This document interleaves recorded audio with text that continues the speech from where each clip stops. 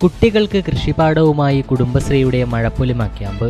ഈ വാർത്ത നിങ്ങൾക്കായി അവതരിപ്പിക്കുന്നത് trust overseas education Cherupuzha, head office Kochi.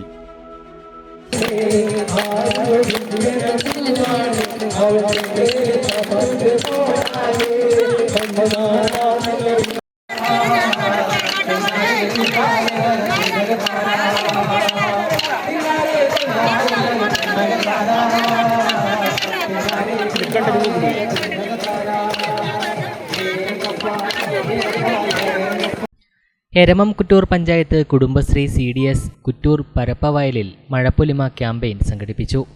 Kudumbashree Kannur ജില്ലാ മിഷൻ, എരമം കുറ്റൂർ പഞ്ചായത്ത് എന്നിവയുടെ ആഭിമുഖ്യത്തിൽ ചെയറാണ് ചോറ് എന്ന സന്ദേശത്തിലാണ് കാർഷിക പുനരാവിഷ്കരണ ക്യാമ്പയിൻ നടത്തിയത്.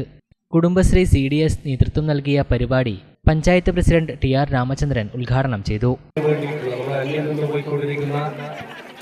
കാർഷിക മേഖലയുമായി ബന്ധപ്പെട്ടുകൊണ്ടും നമ്മുടെ മണ്ണ്, അതാണ് എല്ലാം അടിസ്ഥാനം. നമ്മുടെ എല്ലാ പുരോഗതിയുടെയും അടിസ്ഥാനം മണ്ണാണ്, ഭൂമിയാണ്. അതുമായിട്ടുള്ള ബന്ധം കുറഞ്ഞു വരുന്ന കാലഘട്ടമാണ്.